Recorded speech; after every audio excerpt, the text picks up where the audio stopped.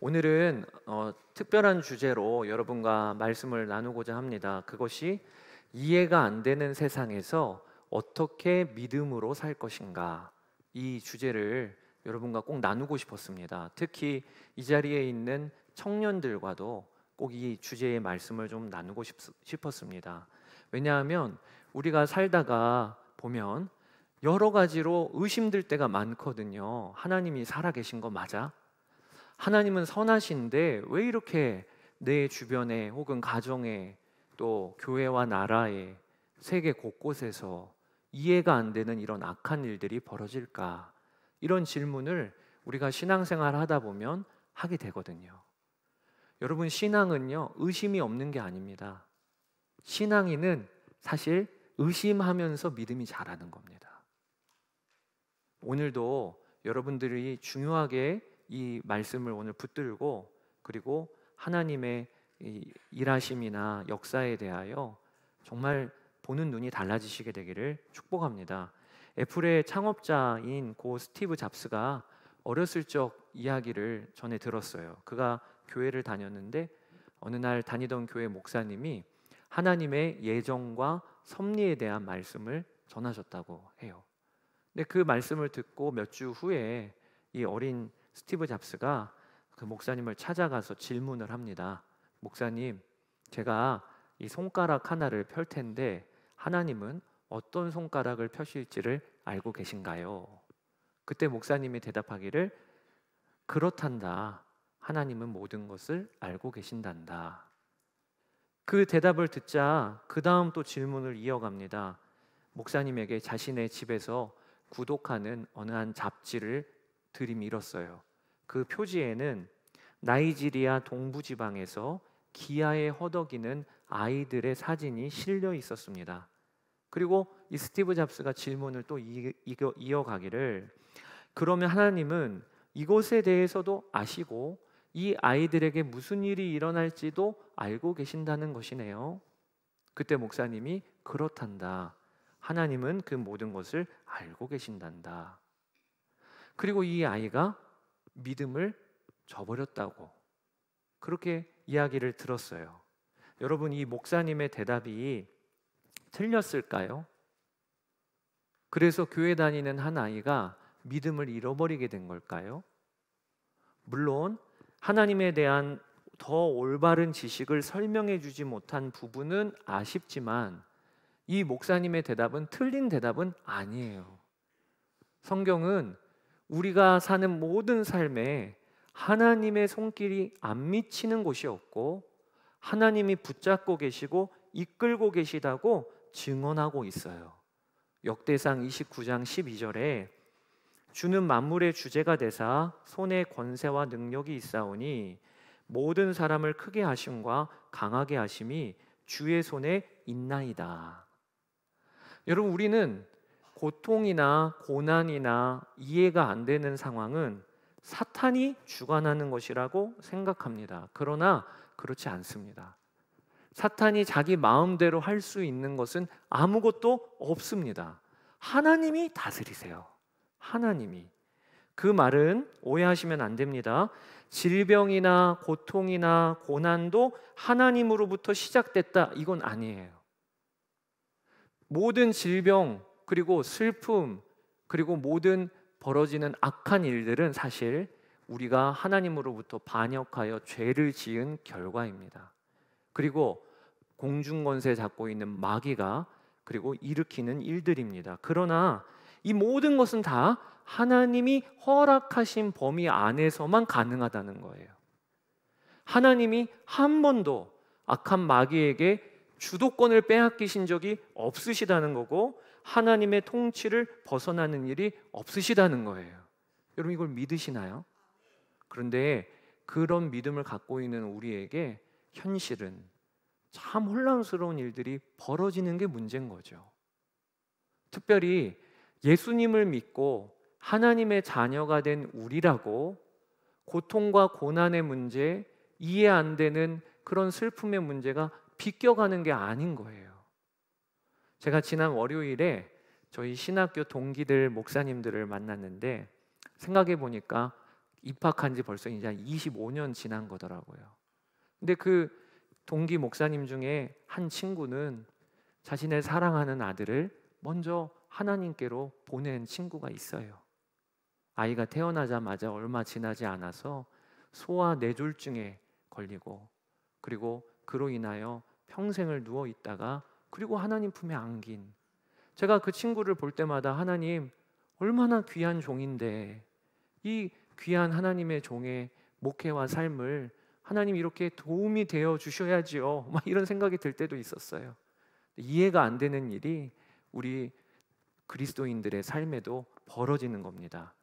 그러면서 우리가 이런 문제들을 경험하고 그리고 겪다가 보면 딱 드는 의심이, 야, 하나님이 선하신 게 정말 맞아?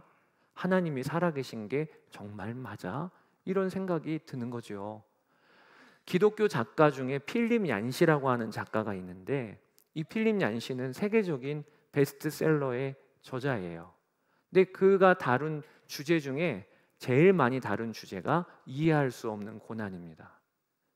그는 전 세계를 돌아다니면서 전쟁이 벌어진 곳, 또 기아와 기근으로 어려움을 당하는 지역마다 돌아다니며 그곳에 있는 현장에 있는 어려움 당한 사람들을 만나고 또 그들을 인터뷰하고 그리고 그들에게 말씀을 나누는 일을 많이 했던 사람이에요. 책도 많이 써서 한국에도 번역이 되어 있습니다. 그리고 또 한국에 여러 번 오셔서 집회도 하셨어요. 제가 한 번은 어느 한 집회에 참여했는데 그 집회의 주제가 뭐였냐면, 고난당하고 있을 때 하나님 어디에 계셨습니까? 여러분, 이런 질문이 우리가 살다 보면 들지 않나요? 하나님, 그때 저 그렇게 어려웠을 때 하나님은 어디에 계셨습니까? 지금도 저 동남아시아의 수많은 어린이들이 인신매매로 팔려가고 있는 그 현장에 하나님 어디에 계셨습니까? 아프리카의 기근으로 인하여 태어나자마자 헐떡헐떡대며 죽어가고 있는 그 아이들, 그 현장에 하나님 어디에 계셨습니까? 이런 질문이 들죠. 저는 그 집회에 참여해서 귀한 은혜도 얻고 또 말씀으로 여러 가지 답도 얻었지만, 그런데 그 필립 얀시가 그 집회에서 마지막 내린 결론이 뭐냐면, 하나님 어디에 계셨습니까? 하나님 무슨 일 하셨습니까? 모른다 였어요. 모릅니다. 여러분 확 김이 빠지시죠? 뭐 답을 좀 오늘 들을 줄 알았는데 모른다. 왜? 나는 가난하고 깨진 집에 태어나서 어렸을 적부터 심한 폭력에 시달리며 다른 친구들과는 달리 그 기대하는 가족의 따뜻한 말 한마디도 기대 못하고 늘 두려움에 떨어야 했던 것이지요? 왜 나는 원치 않는 병에 걸려서 평생을 몸을 쓰지 못하는 장애를 앓은 채 이렇게 지금까지 살고 있는 것이지요? 왜 그렇게도 하나님께 신실했던 내 가족 중에 중병에 걸려 고생하다가 짧은 생을 마감하는 이가 있는 것이지요? 왜 선하신 하나님이시라는데 모든 것을 허용하신 겁니까? 필립 얀시의 대답은 모른다라는 거예요. 하나님의 말씀인 성경을 우리가 갖고는 있지만 이 성경을 가지고 고난당하는 사람에게 그게 정답이군요 라고 할 수 있는 대답이 없다는 거예요. 물론 성경은요, 고통과 고난을 통해 하나님이 자신의 자녀들을 성숙시켜 가신다는 본문이 있어요. 우리를 깎으시는 거예요. 그래서 우리를 하나님의 사람 형상으로 만들어 가시기 위하여 고난을 사용하신다는 거예요. 그런 말씀이 있어요. 또 성경에는 세상의 악을 허용하심으로 우리가 하나님 나라를 소망하게 하신다고 하는 말씀도 있어요. 여러분, 우리가 사는 이 세상이 천국이라면 그러면 우리가 저 하나님 나라를 소망할 것이 뭐가 있겠습니까? 이 땅에 이해가 안 되는 고난을 통해서 그 나라를 우리가 소망하고 기다리는 거잖아요. 그것도 성경에 들어가 있는 답 중에 하나예요. 또 하나님은 구원 사역 가운데 복음이 땅끝까지 전파되고 모든 민족이 주께로 돌아오는 이 일에 교회와 성도의 고난을 사용하신다고 말씀하고 증언하고 계십니다. 이것이 다 성경의 대답들이에요. 그런데 문제는 고난당하는 사람에게 이 대답은 답이 안 된다는 거예요. 누가 하나님이 이 고난을 통해 당신을 깎으시고 빚으시는 거예요. 그러면 여러분 감사합니다 이렇게 되십니까? 말도 하지 마. 야, 멀리 가. 내가 그 소리 들으려고 하는 거 아니잖아 하는 불만이 오히려 우리 안에 분노가 일어나는 게 우리들의 반응 아닙니까? 그러니까 필립 얀시가 솔직하게 모른다고 고백한 것이죠. 사랑하는 여러분, 저도 오늘 이해가 안 되는 세상 속에 믿음으로 살아가기, 거창하게 제목은 달고 말씀도 시작했지만 제가 드릴 말씀도 저도 몰라요. 그러니 여러분, 왜 하나님께서 이렇게 우리에게 고난과 고통을 허락하실까? 여러분께 꼭 짚고 넘어가야 할 한 사람을 소개시켜 드리고 싶습니다. 그게 바로 욥입니다. 성경에 이해할 수 없는 고난을 욥이 당하잖아요. 하루아침에 자녀들이 다 죽고 그 많던 재산 하루아침에 잃어버리고 건강마저 잃어버린 것을 하나님이 허용하십니다. 욥은 끊임없이 하나님께 질문해요. 하나님 왜 그러신 건가요? 하나님 대답 좀 해보세요. 하나님 저에게 제가 무슨 잘못을 했나요? 하나님 뜻이 무엇인가요? 그렇게 끊임없이 질문을 해요. 그런데 욥이 끝날 때까지 하나님께서는 그에게 대답하지 않으세요.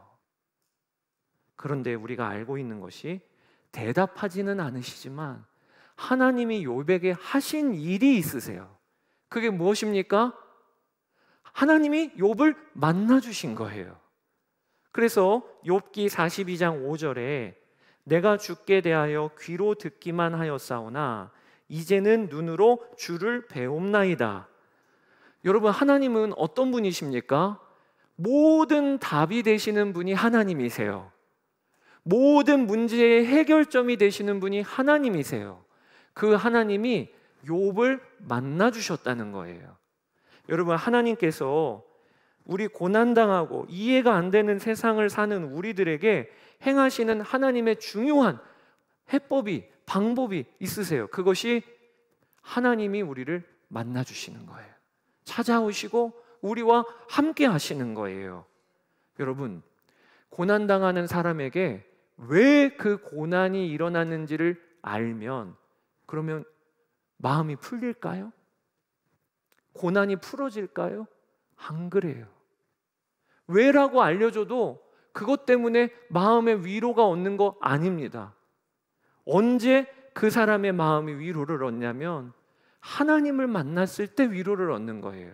그래서 필립 얀시가 이렇게 이야기를 해요. 고통과 고난을 지켜보는 사람들은 항상 하나님은 없다고 외칩니다. 그렇지요. 누가 고난당할 때 옆에서 구경하는 사람은 야, 이거 봐봐, 하나님 없잖아.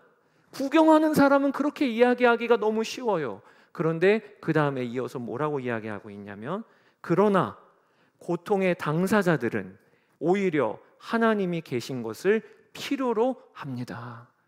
왜냐? 하나님이 답이신데 그 하나님을 만나는 것이 우리의 영혼에 그것이 답임을 우리는 그 심령 안에서 아는 거죠. 저도 지금까지도 풀리지 아니하는 인생의 질문이 있습니다. 그게 무엇이냐면 그렇게 신실하셨던 우리 아버지가 왜 하루아침에 식물인간이 되셔서 18년이라고 하는 그 긴 시간을 누워 계시다가 하나님 나라 가셨을까? 그 일에 대하여는 지금까지도 왜인지 몰라요. 왜 그런 고난을 허용하셨는지 저는 몰라요. 많은 신학교 교수님들에게 물어봤어요. 목사님들에게도 물어봤어요. 그러나 그때마다 그렇군요 라고 제 마음을 흡족하게 할 만한 대답을 들어본 적은 없어요. 그런데 그런 저에게 하나님이 하신 일이 뭐냐면 욥처럼 저를 만나주신 거예요. 그 고난 가운데 저를 만나주셨고 저희 가족을 만나주신 거예요. 그리고 함께 해주신 거예요. 그러면서 제가 하나님을 맛보고 하나님을 경험하고 하면서 제 안에 어떤 게 자라났냐면 하나님을 향한 신뢰가 자라났어요. 하나님을 향한 신뢰가 두터워지고 두터워지고 두터워지고 마치 부부가 함께 살면서 신뢰가 쌓이듯이 그렇잖아요. 시간이 필요한 거잖아요. 신뢰는 함께 살면서 마치 그것처럼 하나님이 제 삶에 오셔서 함께 계시면서 하나님을 경험하고 경험하는 작은 경험들이 쌓이고 쌓이면서 어느새 제가 하나님을 신뢰하게 되었어요. 그러고 나서는 어떻게 역사가 벌어졌냐? 여전히 답은 주어지지 않아도, 여전히 우리 가정에 왜 그런 고난이 왔는지 이해는 안 돼도 제 신뢰가 이미 그 모든 상황과 환경에 답이 되어버린 거예요. 여전히 이해 안 되는 고난이 와도 그게 저를 흔들어 놓지를 못해요. 왜냐하면 어느새 주님을 향한 신뢰의 뿌리가 든든히 박혀 있기 때문에 그런 거지요. 여러분, 감리교회의 창시자인 요한 웨슬레가 형제가 18명이었습니다. 형제 자매만. 그러니까 그의 어머니 수산나 웨슬리는 19명의 자녀를 낳은 거죠. 참 많이 다산을 하셨죠. 어느 한날은 지역에 있는 신문 기자가 와서 그 수산나 웨슬리에게 짓궂은 질문을 합니다. 무엇이냐? 19명의 자녀들 중에 누가 가장 사랑스러우세요? 솔직하게 저한테만 한번 알려주세요. 그러면 그 기자는 아무래도 자녀 중에 요한 웨슬리, 찰스 웨슬리가 알려져 있으니까 그들이라고 답을 할 줄을 기대를 했나 봐요. 근데 그때 수산나 웨슬리가 너무나도 명답을 합니다. 뭐라고 하냐면 아픈 것이 다 나을 때까진 몸이 아픈 자녀가 가장 사랑스럽고 집으로 돌아올 때까지는 집을 나간 자녀가 가장 사랑스럽습니다. 이게 부모 마음이죠. 똑같은 자녀여도 어느 한 자녀가 아프면 그 자녀가 회복될 때까지 부모 마음은 그에게 쏟아 부어지잖아요. 또 집을 나가서 아직 안 들어온 자녀가 있다면 그 자녀 들어올 때까지는 그 자녀 생각하는 게 부모의 마음이잖아요. 하나님이 꼭 우리의 하늘아버지 부모님이 되시기 때문에 이 자리에 이해 안 되는 고난을 통과하는 분들이 계십니까? 언제 이 고난이 끝나려나 이렇게 아파하는 분들이 있으십니까? 기억하세요. 하나님이 가까이 계세요. 하나님이 누구보다도 가까이 계세요. 하나님의 마음이 여러분에게 쏟아지고 계신 거예요. 레위기를 읽어보면 참 특별한 것이 하나님은 이스라엘 백성들 전체를 다루시다가도 어떤 특정한 사람들에 대한 언급을 많이 하십니다. 그게 누구냐면 고아와 과부입니다. 너희들 고아와 과부, 그들을 위해 먹을 걸 준비해라. 그들을 야박하게 대하지 말아라. 이삭을 수확을 하고 나서 떨어진 이삭을 줍지 말아라. 그거는 고아들이 와서, 과부들이 와서 먹을 것이다. 하나님이 고아와 과부에 대한 언급을 율법서에 그렇게 많이 하셔요. 왜 그럴까요? 집 나간 자녀가 돌아올 때까지는 그 자녀에게 마음이 그 자녀를 향하여 쏟아 부어지는 하나님 아버지의 마음인 거예요. 오늘도 하나님이 내 고난 중에 함께 하시며 가까이 계시다. 이것을 여러분들이 붙잡으시게 되기를 축복합니다. 그리고 오늘 본문 말씀을 통해 우리가 이해할 수 없는 세상을 어떻게 믿음으로 헤쳐나갈 건가? 믿음이 흔들리지 않을 수 있는 방법이 뭔가? 그게 오늘 본문에 드러난 모세의 고백 가운데 있는데 제가 두 가지, 감추인 것을 하나님께 속한 것이라 인정하여야 하고, 그리고 나서는 하나님이 알게 해주신 말씀에는 순종하여야 한다라는 것입니다. 오늘 본문은 모세가 신명기에서 이스라엘 백성들을 앞에 두고 한 설교 중에 한 토막입니다. 근데 오늘 본문의 상황은 어떤 상황이냐면 40년 광야 생활을 다 거의 마치고 이제 가나안 땅이 눈앞에 보이고 있어요. 그리고 요단 동편에서 모세가 이스라엘 백성들에게 한 설교의 내용이 오늘 들어가 있는 거예요. 근데 여러분, 이 모세는 어떤 사람인가? 누구보다도 이해가 안 되는 고난을 수없이 통과한 사람입니다. 모세는 태어날 때부터 그의 동년배인 남자아이들은 이집트의 나일강으로 다 던져지는 상황 가운데 태어난 거예요. 이게 얼마나 큰 고난인가요? 이해가 안 되는 정말 악한 일인가요? 모세는 태어날 때부터 그런 환경 중에 태어났어요. 그리고 그는 이집트의 최고의 엘리트 교육을 받은 자입니다. 그러다가 결국에는 왕위 쟁탈전이죠. 그렇게 쫓겨나서 광야로 가서 무명의 삶을 무려 40년 동안 삽니다. 여러분, 최고의 대학, 최고의 공부를 했던 사람이 그의 인생의 40년을 마치 광야에서 무명으로 썩어간다고 생각해 보세요. 그것도 얼마나 이해가 안 되는 고난이고 고통스러운 일이었겠습니까? 근데 그것뿐입니까? 모세가 이스라엘 백성들 하나님께서 명령하셔서 끌고 광야로 데리고 나왔는데 홍해도 가르시고 만나와 메추라기도 먹여주시는 이 하나님의 기적을 보았는데 결과는 1세대는 광야에서 다 죽었어요. 이집트에서 나왔던 1세대는 광야에서 다 죽고 이제 2세대를 모세가 앞두고 설교하고 있는 것입니다. 이런 이해할 수 없는 고난을 무수히 통과한 모세였는데 오늘 본문에 보면 하나님이 또 한 번 이해할 수 없는 말씀을 주세요. 그게 무엇이냐면 이제 이스라엘 백성들이 가나안 땅에 들어갈 거지만 그들이 들어가서 잘 살 거야 이게 아니에요. 하나님이 하시는 말씀은 그들은 들어가면 내 율법을 잘 지키며 내 백성으로 그 땅에서 뿌리를 잘 박을 거야 이렇게 말씀하지 아니하시고 하나님이 예언과 같은 말씀을 주시는데 그게 무엇이냐?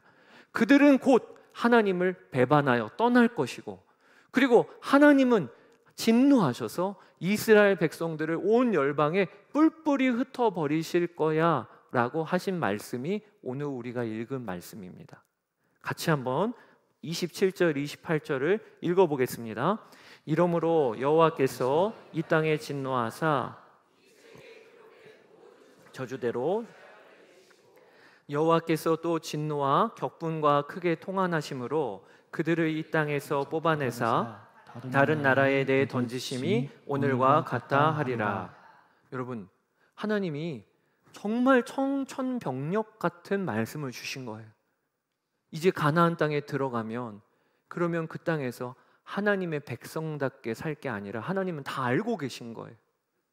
너희들 가나안 땅에 들어가면 하나님을 배반하고 그리고 악을 행하다가 하나님이 온 열방에 뿔뿔이 흩어버리실 거다. 이 말씀을 들을 때 모세의 마음이 어땠을까요?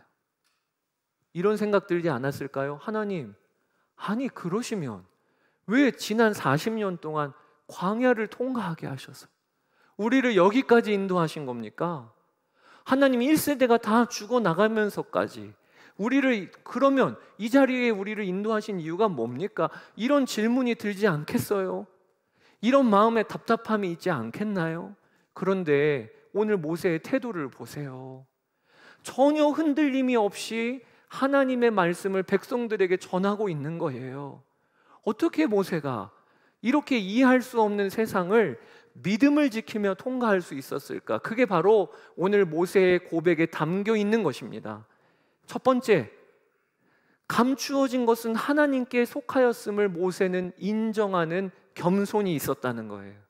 자, 오늘 본문 29절 말씀인데요. 같이 한번 읽어봅시다. 감추어진 일은 우리 하나님 여호와께 속하였거니와. 세번역 성경으로 하면 더 분명합니다. 이 세상에는 주 우리의 하나님이 숨기시기 때문에 알 수 없는 일도 많습니다. 그것은 주님의 것입니다. 여러분, 모세는요 그 어떤 선지자보다 하나님을 가까이 했던 사람입니다. 성경에 보면 하나님과 얼굴을 대면하여 알았던 자는 모세예요. 사람이 자기의 친구와 이야기함 같이 여호와께서는 모세와 대면하여 말씀하시며, 그러니까 모세는 누구보다도 하나님을 알았던 자예요. 그랬는데 그런 모세가 오늘 고백하기를 하나님을 다 아는 게 아니라 나도 감추어진 것은 하나님께 속하였음을 인정하고 신뢰한다고 하는 고백을 하고 있는 거예요. 여러분, 이 고백이 이해할 수 없는 세상을 살 때 우리에게 필요합니다. 우리는 하나님이 아니에요. 우리가 다 이해해야 되는 거 아니에요. 우리를 납득해야지만 신앙생활하는 거, 그거는 엄청난 교만입니다. 우리가 사는 삶에는 우리는 도무지 이해할 수 없고 하나님께 속하여 있는 감추인 영역들이 있음을 우리가 겸손하게 무릎을 꿇어야 합니다. 이사야서 55장 9절에 이는 하늘이 땅보다 높음 같이 내 길은 너희의 길보다 높으며 내 생각은 너희의 생각보다 높음이니라. 이걸 인정하는 게 지혜예요. 찰스 스펄전 목사님이 이런 이야기를 하셨어요. 재미있는 이야기입니다. 하나님께 이유를 요구하는 사람은 이유를 들을 자격이 없는 사람이다.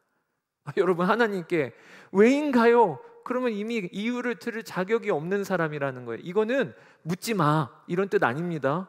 묻지 마 이런 뜻이 아니에요. 이 말씀의 진의는 뭐냐? 하나님의 왕되심을 먼저는 인정하라는 거예요. 맞아요, 하나님만 아시는 영역이 있지요. 저는 그거 인정합니다. 하나님, 제가 다 이해를 못하는 영역 저는 있지요. 알려주셔도 제가 다 품을 수가 없지요. 하나님, 저는 그걸 인정합니다라고 하는 겸손이 있어야 하는 거예요. 그러면 하나님이 어느 날 그 모든 감추어졌던 것을 우리에게 밝히 드러내시며 알게 하시는 날이 우리에게는 약속되어져 있어요.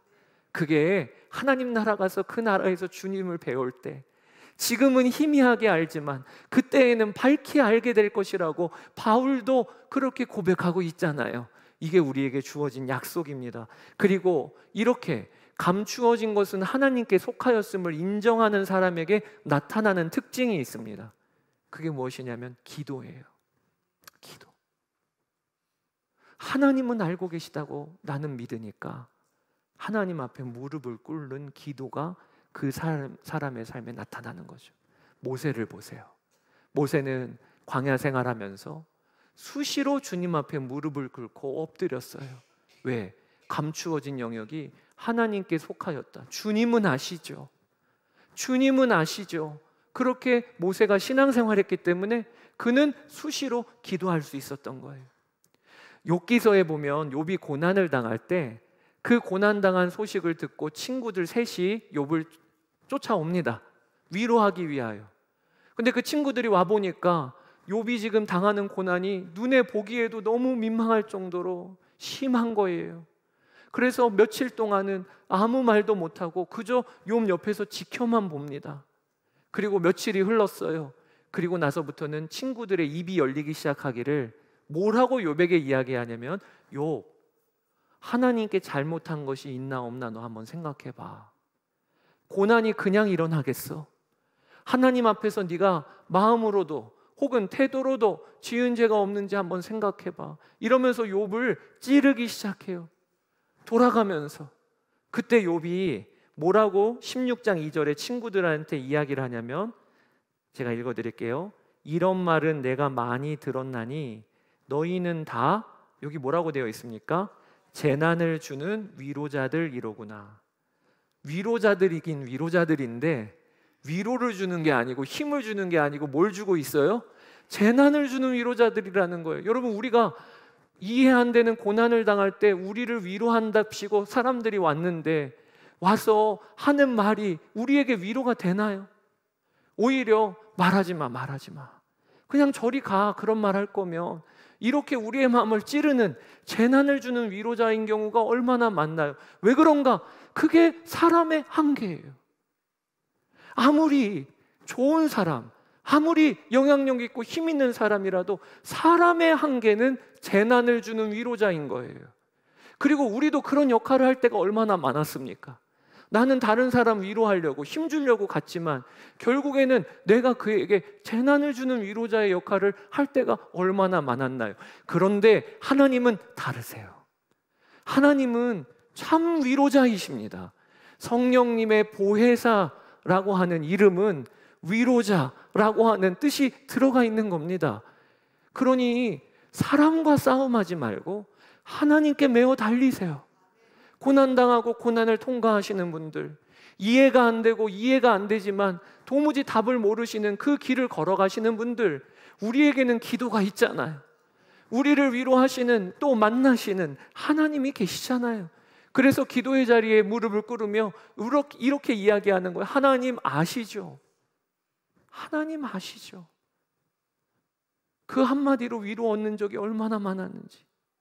저도 기도의 자리에 가서 정말 끝내고 싶을 때도 제 삶에도 왜 없었겠고, 어떨 때에는 이게 끝인가? 이런 마음이 들 때도 얼마나 많았는지. 그런데 그렇게 기도의 자리에 가서 어떤 기도도 안 나오지만 하나님 아시죠? 이 한마디 말에 저의 마음에 위로를 얻고 힘을 얻는 적이 얼마나 많았는지.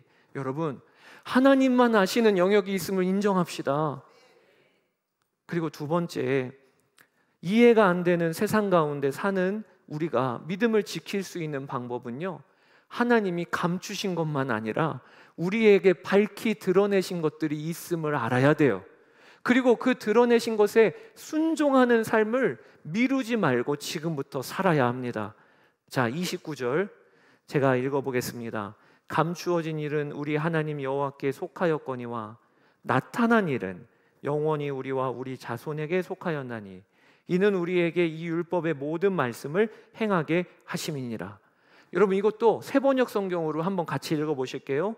하나님은 그의 뜻이 담긴 율법을 밝히 나타내 주셨으니 이것은 우리의 것입니다. 우리와 우리의 자손은 길이길이 이 율법의 모든 말씀에 순종해야 합니다. 여러분, 하나님이요, 다 감추신 거 아니에요. 우리에게 하나님의 뜻을 알려주셨다니까요. 그런데 약간 하나님의 대답은 엉뚱한 게 문제예요. 우리는 하나님 왜 이런 고난을 겪게 하십니까? 그러는데 하나님 우리에게 대답하시기를 사랑해라. 우리 정 안 맞는 것 같아요. 하나님, 저는 왜 이렇게 어려움을 겪습니까? 그럴 때 하나님 우리에게 용서해라. 아니, 하나님께서는요, 우리의 상황과는 안 맞는 것 같아 보여도 하나님은 밝히 우리에게 하나님의 뜻을 드러내 주셨다는 겁니다. 왜 그렇게 평생 가시같이 찌르는 사람이 우리 가족 중에 있을까요? 도저히 이해할 수 없어요. 그러나 내 이웃을 내 몸과 같이 사랑하라는 하나님의 뜻은 우리에게 드러나 있어요. 왜 예수 믿는 내 형제 자매가 고난과 고통 가운데 있을까요? 하나님만 아시는 영역이 있어요. 그러나 우리에게는 우는 자들과 함께 울고 웃는 자들과 함께 웃으라라고 하시는 하나님의 말씀은 드러내 주셨어요. 여러분, 우리의 삶의 주위에 왜 슬픔과 아픔이 가득할까요? 이것도 하나님만 아시는 영역이 있습니다. 그러나 예레미야 29장 11절에 같이 읽어봅시다. 여호와의 말씀이니라 너희를 향한 나의 생각을 내가 아나니 평안이요 재앙이 아니니라 너희에게 미래와 희망을 주는 것이라 라고 하나님은 알려주셨어요. 나 너 망하게 하려고 이 땅에 보낸 거 아니야. 너 망하게 하려고 예수 믿게 한 거 아니야. 너를 향한 내 생각은 평안이요 재앙이 아니라 라고 하시는 말씀을 우리에게 알려주셨어요. 왜 우리의 부모님은 어렸을 적부터 말할 수 없는 고통만 나에게 안겨주셨을까요? 하나님만 하시는 영역이 있어요. 그러나 우리에게 드러내 주신 말씀이 있어요. 주 안에서 내 부모를 공경하라. 이 말씀을 순종하라는 겁니다. 그렇게 순종하다 보면 우리는 하나님의 살아계심을 맛보게 되는 겁니다. 그리고 맞구나, 하나님의 말씀은 1.1획도 허투루 쓰여진 게 없구나. 하나님의 말씀은 정말 살아 나를 살리는 말씀이구나. 내가 작은 것에 순종하기 시작하면 그 말씀의 능력을 맛보게 된다니까요. 오늘 예배드리는 이 예배도 하나님 제가 전심으로 예배합니다. 순종하면 하나님이 우리에게 힘 주신다니까요. 그것을 경험하고 누리고 경험하고 누리는 삶이 반복되면서 뭐가 쌓이는 것이냐? 하나님을 향한 신뢰가 쌓이는 거예요. 그렇게 신뢰가 쌓이고 신뢰가 두텁게 되잖아요. 어떤 비바람이 불어도 우리를 흔들 수가 없게 되는 겁니다. 그러니 여러분, 하나님 왜입니까? 하나님 도대체 이게 왜 그런 겁니까? 이 질문만 하지 마시고 여러분들에게 성령께서 작은 것이라도 깨닫게 하시는 그 말씀에 순종을 미루지를 마세요. 이번 한 주간도 하나님 말씀하시면 그러면 한번 발걸음을 내딛려 보는 겁니다. 그러면 어느새 비바람이 내게 문제가 안 되게 되는 거예요. 주님은 나의 최고봉, 아주 유명한 책자죠. 이것을 기록하신 오스왈드 챔버스 목사님, 젊은 나이에 가족과 함께 이집트에 선교를 나가십니다. 군종 목사로. 그런데 그와 함께 아주 선교 사역을 함께 동역했던 거트루트 볼링거라고 하는 젊은이가 이집트에서 그 장티푸스에 걸려서 사경을 헤매게 됩니다. 얼마나 아름답게 주를 따랐고 그리고 복음을 전하는 일에 동역을 했는데, 그런데 졸지에 사경을 헤매는 지금 위기 상황에 벌어진 거예요. 아내 비디 챔버스와 함께 이 오스왈드 챔버스가 병문안을 갑니다. 의식도 없는 그 거트루트 볼링거에게 기도를 해주고 나오는데 아내의 표정이 너무 어두워요. 그러면서 남편에게 하나님이 무슨 뜻인지 모르겠어. 어쩜 이렇게 유망한 선교사를, 자신의 삶을 헌신한 선교사가 저 침대에 저렇게 사경을 헤매고 누워있나. 근데 그때 이 오스왈드 챔버스가 그렇게 대답을 해요. 아내에게, 여보, 나는 하나님이 무엇을 하실지보다 그분이 누구시냐에 더 관심을 갖게 돼. 하나님이 하시는 일은 매우 혼란스럽게 보일 수는 있지만 여보, 그분은 절대 의심스러운 분이 아니야. 그게 오스왈드 챔버스의 대답이었어요. 그러니까 그는 어떻게 하나님을 섬기며 살았나, 이해 안 되는 게 있어도 그의 마음에 하나님은 의심할 분이 아니야.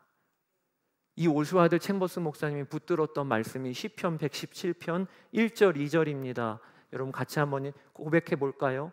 너희 모든 나라들아 주님을 찬송하며 너희 모든 백성들아 그를 찬송할지어다. 우리에게 향하신 주님의 인자하심이 크고 주님의 진실하심은 영원하다. 할렐루야. 오스왈드 챔버스 목사님은 신뢰가 쌓였던 거예요. 주님은 진실하셔. 주님은 우리에게 인자하셔. 그게 영원하시다. 이게 신뢰가 쌓여 있으니 눈앞에 보이는 이해가 안 되는 상황도 이해가 안 되는 상황에서 통과할 수 있었던 것이죠. 사랑하는 여러분, 우리에게도 주님은 그러지 않으십니까? 이 십자가를 보세요. 이 십자가가 주님의 사랑이 여러분에게 영원하고 하시고 주님의 인자하심이, 진실하심이 끊이지 아니하신다는 증거예요. 증거. 우리가 이 십자가 붙들고 믿음을 지키며 살면 혼란스럽고 의심스러운 상황이 올 수 있지만 무너지지 않습니다.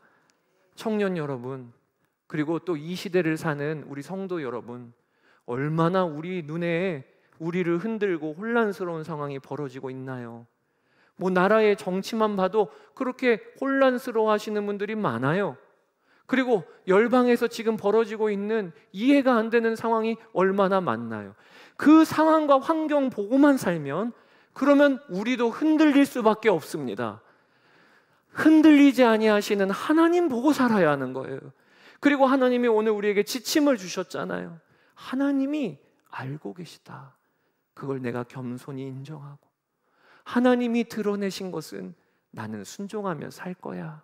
그렇게 되시기를 주의 이름으로 축복합니다. 이 시간에 우리 함께 찬양하고 기도하기를 원하는데, 세상 흔들리고 라고 하는 찬양이 있습니다. 세상 흔들리고 사람들은 변하여도 나는 주를 섬기리. 그 결단 위에 우리 주님께서 오늘 성령의 기름 부어주시기를 축복합니다. 이 시간 찬양합시다. 세상은 흔들리고 사람들은 변하여도 나는 주를 섬기리. 주님의 사랑은 영원히 변하지 않네. 나는 주를 신뢰해. 믿음 흔들리고 사람들 주를 떠나도 나는 주를 섬기리. 주님의 나라는 영원히 쇠하지 않네. 나는 주를 신뢰해. 세상 흔들리고 고백합시다. 세상 흔들리고 사람들은 변하여도 나는 주를 섬기리. 주님의 사랑은 영원히 변하지 않네. 나는 주를 신뢰해. 고백합시다. 오직 믿음으로, 오직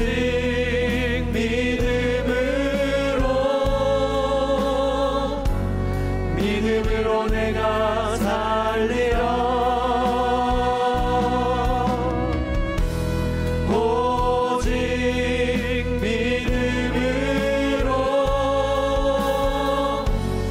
믿음으로 내가 살리라.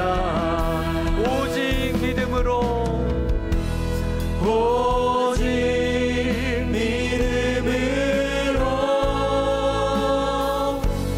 믿음으로 내가 살리라. 오직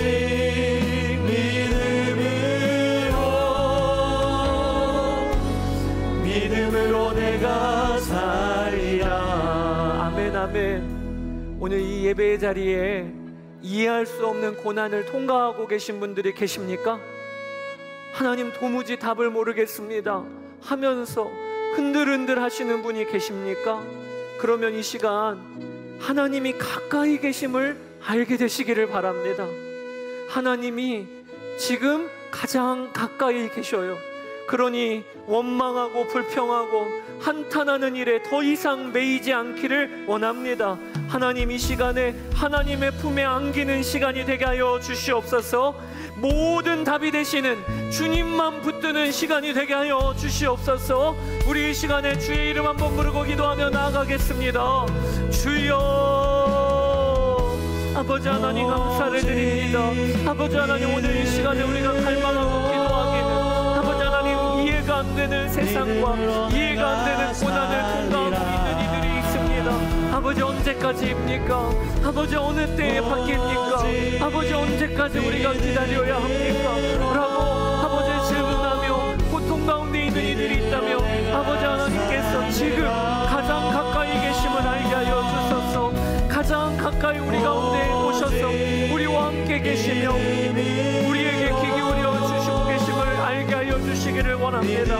아버지 하나님, 우리가 불평하고 원망하고 한탄하는 삶을 그치고 아버지 하나님, 오늘 이 시간에 완벽한 답이 되시는 하나님의 품에 안겨 아버지 하나님, 우리가 주님으로부터 답을 얻고 온전한 답이 되시는 주님을 붙드는 역사가 아버지 하나님 일어나게 하여 주소서. 아버지 하나님, 내 영혼아, 내 심령아, 아버지 하나님, 한탄하고 절망하기를 그치고 아버지의 답이 되시는 하나님을 붙들어라. 아버지 하나님, 오늘 일어나게 하여 주소서. 아멘, 아멘.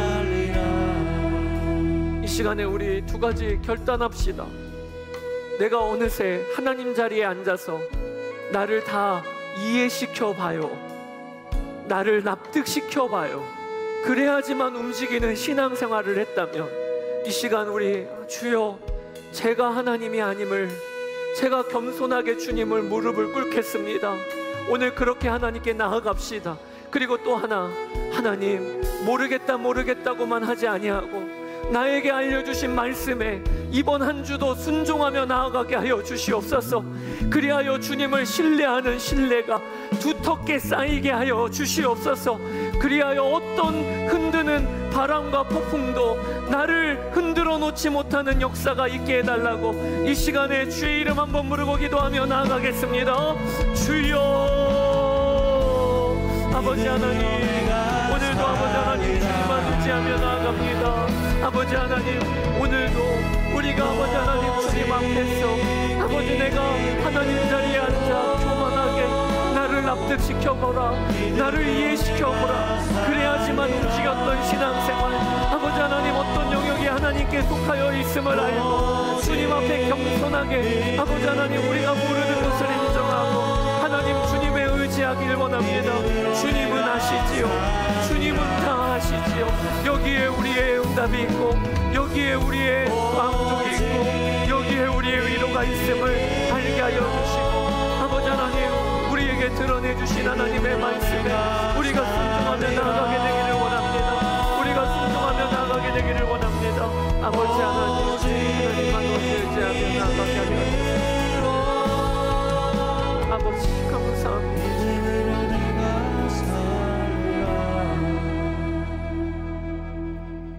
우리 가슴에 손을 얹고 기도합시다.